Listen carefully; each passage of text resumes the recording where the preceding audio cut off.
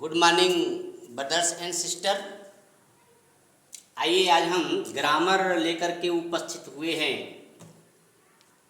Present indefinite tense. अब present indefinite tense में positive, negative sentence और इंट्रोगेटिव सेंटेंस हमें सब के बारे में पहले जानना है। पहले तो हम ये जानेंगे कि हिंदी सेंटेंस और अंग्रेजी सेंटेंस दोनों कैसे बनेंगे, इसके बारे में पहले हम लोग जानें। पहले पहचान कैसे करेंगे।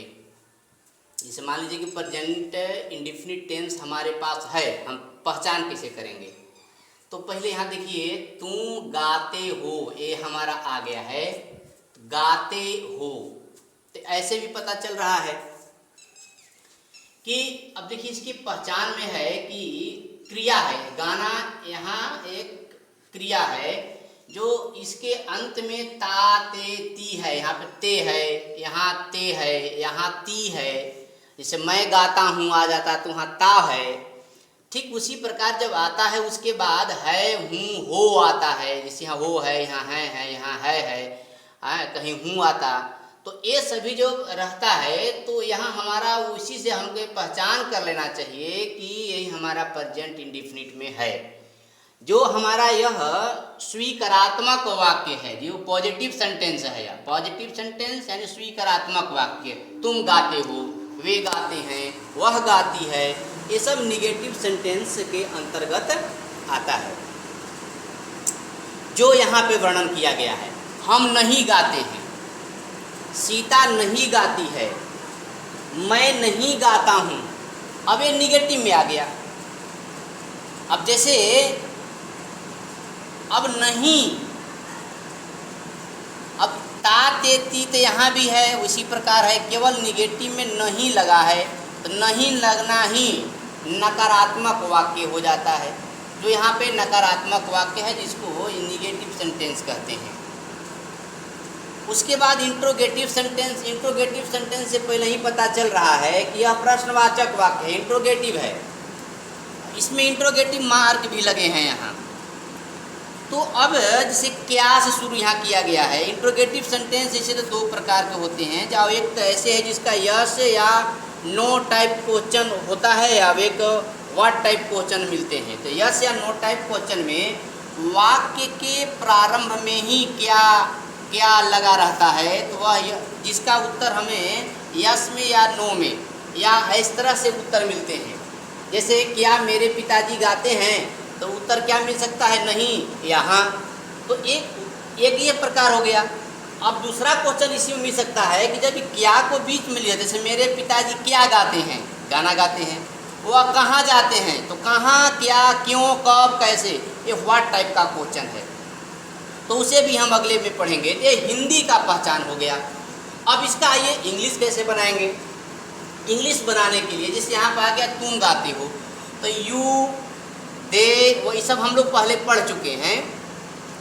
तो इसका ये सब्जेक्ट में आता है।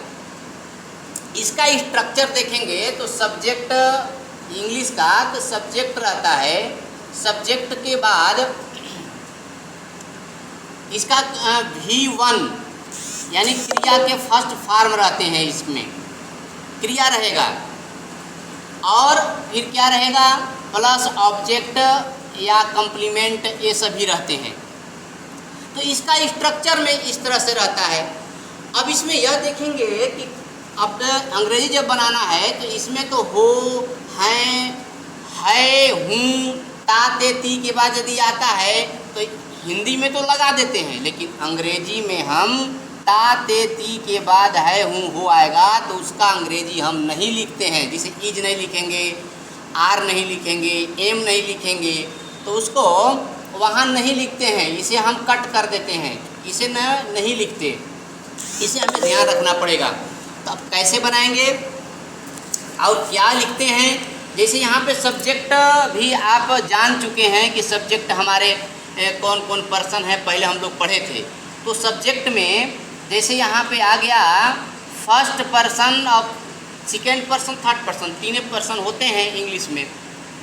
तो फर्स्ट पर्सन में जैसे हो गया आपका आई और वी, सेकेंड पर्सन में यू हो गया, थर्ड पर्सन में दे हो गया, ही हो गया, सी हो गया, नेम हो गया, नेम्स हो गए, माने जितने भी ये सब हैं नाम और बहुत नामे, ये सभी होते हैं। तो ये ध्यान रखना पड़ता है, यदि हमारा सब्जेक्ट,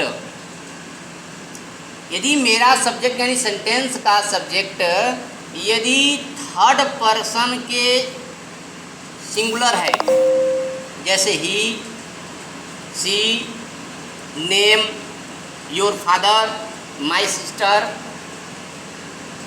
ये सभी यदि हैं तो वहाँ हम क्रिया में एस या